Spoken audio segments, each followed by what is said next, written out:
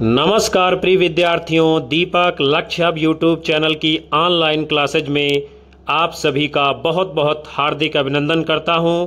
प्रिय विद्यार्थियों, आज आपके लिए हम लखनऊ विश्वविद्यालय के छठे सेमेस्टर के अंतर्गत जो कि आपका हिंदी विषय है, उसके प्रथम प्रश्न पत्र यानी कि हिंदी नाट्य साहित्य के अंतर्गत भुवनेश्वर प्रसाद और उनकी एकांकी जो आपके पाठ्यक्रम में लगी हुई है स्ट्राइक, उसके ऊपर विस्तार से हम चर्चा करेंगे, विश्लेषण करेंगे, जो कि आपके परीक्षा के लिए लाभदायक सिद्ध होगा। आपसे निवेदन है कि यदि पहली बार हमारे चैनल के ऊपर विजिट कर रहे हैं तो कृपया चैनल को सब्सक्राइब कर बेल आइकन जरूर दबाएं, जिससे आने वाली कक्षाएं आपको समय समय पर मिलती रहें। तो चलिए हम शुरुआत करते हैं आज के महत्वपूर्ण सत्र की। सर्वप्रथम हम देखेंगे भुवनेश्वर प्रसाद का जीवन परिचय।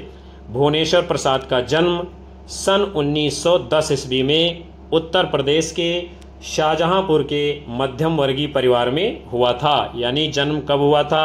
1910 ईस्वी में। कहाँ हुआ था? शाहजहांपुर जिले में। और किस प्रदेश में हुआ था? उत्तर प्रदेश में। बचपन में ही इनकी माता का देहांत हो गया था। शाहजहांपुर से इंटर तक अध्ययन करते हुए इस रचनाकार के अंग्रेजी ज्ञान और बौद्धिकता का वहाँ के लेखकों के ऊपर आतंक छा गया था। भुवनेश्वर ने अपने छोटे से जीवन काल में लीक से अलग हटकर साहित्य सृजन किया था। लीक से अलग हटने का तात्पर्य ये है कि उस समय जिस प्रकार का साहित्य लिखा जा रहा था उससे अलग इन्होंने अपनी दिशा को बदलना अच्छा समझा। एकांकी, कहानी, कविता, समीक्षा जैसी कई विधाओं में भुवनेश्वर ने साहित्य को नई रचनाएं दी, आधुनिक संवेदनाओं की नई परिपाटी विकसित की। प्रेमचंद जैसे साहित्यकार ने उनको भविष्य का रचनाकार माना था। भुवनेश्वर अपने जीवन काल से बहुत आगे की सोच के रचनाकार थे। उनकी रचनाओं में कालातीत बोध है।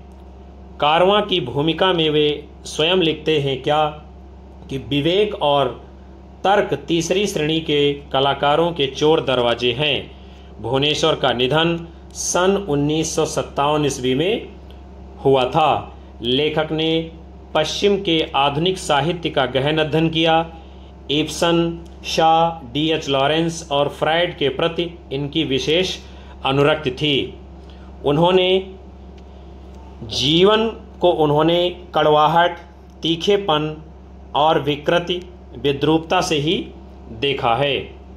संभवतः यही कारण है कि उनमें समाज के प्रति वितृष्णा, प्रबल आक्रोश और उग्र विद्रोह का भाव प्रकट हुआ है। जीवन की इसी कड़वी सच्चाई ने उन्हें फक्कड़, निर्द्वंद और संयमहीन बना दिया था। भुवनेश्वर ने हिंदी पाश्चात्य शैली के एकांकी परंपरा में अपनी जगह बनाने में कामयाबी हासिल की है। इनकी कृतियों में भुवनेश्वर की जो प्रथम रचना है उसका नाम क्या है? श्यामा, एक वैवाहिक विडंबना। और ये जो कहाँ हंस के दिसंबर जो है अंक में सन 1933 ईस्वी में प्रकाशित होती है।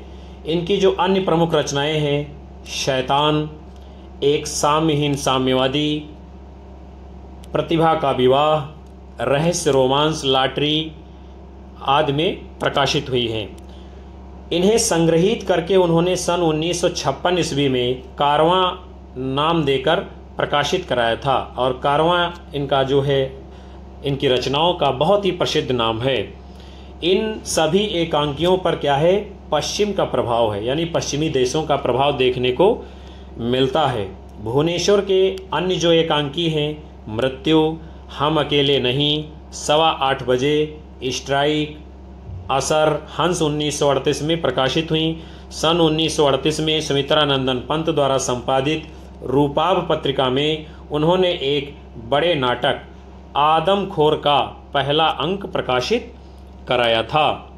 तत्पश्चात सन 1940 में उन्होंने गोगोल के प्रसिद्ध नाटक इंस्पेक्टर जनरल को लगभग पौन घंटे में एकांकी का रूप दिया था।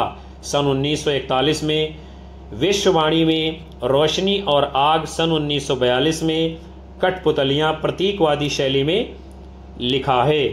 सन 1945 में फोटोग्राफर के सामने, सन 1946 में तांबे के कीड़े, इनकी बहुत ही प्रसिद्ध एकांकी है। सन 1948 में इतिहास की केंचुल, 1949 में आज़ादी की नींद, जेरूशलम, सिकंदर, सन 1950 में अकबर, चंगेज खां, अंतिम कृति सीओ की गाड़ी सन 1960 में प्रकाशित हुई। आदि जो है अन्य इनकी क्या हैं, सशक्त और चर्चित रचनाएं मानी गई हैं। अब इसके उपरांत हम आपके पाठ्यक्रम में लगी हुई भुवनेश्वर जी की स्ट्राइक एकांकी की जो मुख्य कहानी है, उसका जो मुख्य संक्षिप्त सार है, उसको हम देखेंगे। भुवनेश्वर की स्ट्राइक एकांकी सर्वाधिक प्रसिद्ध हिंदी की एकांकी मानी गई है। यह 3 दृश्यों में विभक्त है। ये प्रश्न आता है कि स्ट्राइक एकांकी कितने दृश्यों में या भागों में विभाजित है, तो 3 दृश्यों में विभक्त है। यह एकांकी आधुनिक संभ्रांत दाम्पत्य जीवन की विडंबनाओं की अंतर परतों को खोलती है। यानी ये किस पर आधारित है, संभ्रांत दाम्पत्य जीवन की घटना पर ये जो है एकांकी है। इस एकांकी का प्रकाशन सन 1938 ईस्वी में हुआ था। इसमें पति पत्नी के रागात्मक संबंधों में बिखराव, टूटन एवं मशीनी हो गए जीवन को चित्रित किया गया है। एकांकी के प्रथम दृश्य में एक मध्यम वर्गीय बंगले में चाय की टेबल पर एक स्त्री और पुरुष बैठे बात कर रहे हैं। चाय पीने के बाद श्रीचंद अपने काम से निकल जाते हैं। यानी किस पात्र का नाम आया है जिसको आपको ध्यान रखना है, श्रीचंद। श्रीचंद एक कंपनी का डायरेक्टर है। ये भी प्रश्न आपसे पूछा जाएगा कि श्रीचंद क्या करता था, तो श्रीचंद ये क्या है, कंपनी का डायरेक्टर है। और उसकी पत्नी अपने सहमित्रों के साथ लखनऊ घूमने जाती है। कहाँ घूमने जाती है, लखनऊ घूमने जाती है। दूसरे दृश्य में एक क्लब है जहाँ 3 लोग वार्तालाप करते हुए ब्रिज के खेल यानी ताश के पत्ते खेल रहे हैं और उन्हें श्रीचंद के आने का इंतजार है।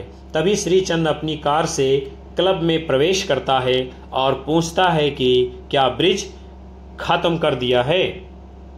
मिस्टर सहाय के हार जाने के बाद जीत मिस्टर चंद के हिस्से में आ जाती है। श्रीचंद कहता है कि जीवन एक कला है, सबसे बड़ी कला है। ये इस एकांकी का बहुत ही महत्वपूर्ण कथन है, जो कि श्रीचंद कहता है कि जीवन एक कला है और सबसे बड़ी कला है। वो तो बस ईमानदारी से जीना चाहता है।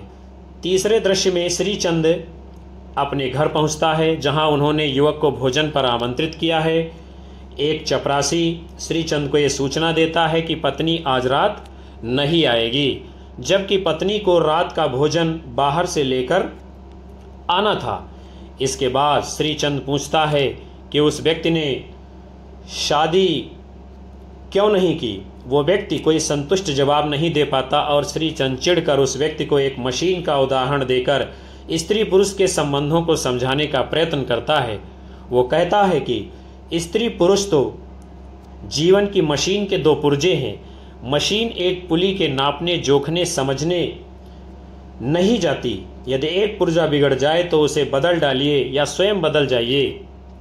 एकांकी के समापन में युवक कहता है कि आइए मेरे होटल में आइए, आपकी फैक्ट्री में तो स्ट्राइक हो गई है। इसी के पूर्व सूचना लाने वाला चपरासी कहता है कि आपका कुत्ता बड़ा पानीदार है। अंग्रेजी है। इस तीखे व्यंग के साथ एकांकी का चरम उपस्थित होता है और एकांकी समाप्त हो जाती है।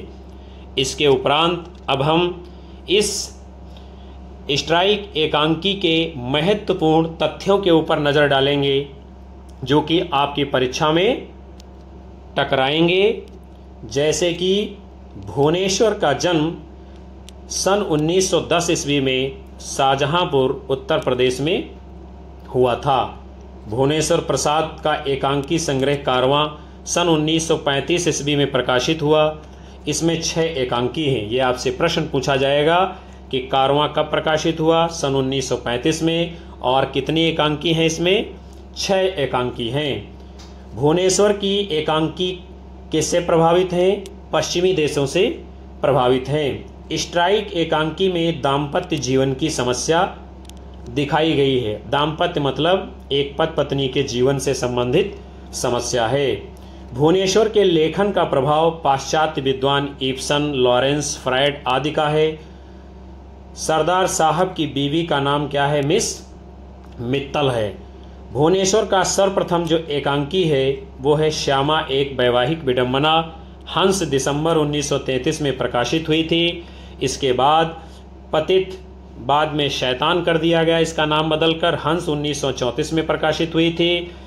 फिर क्रमशः जो है एक साम्यहीन साम्यवादी हंस मार्च 1934 में, प्रतिभा का विवाह 1932 में, रहस्य रोमांच 1935 में, लॉटरी 1935 में, मृत्यु 1936 में आदि हंस में प्रकाशित हुई हैं।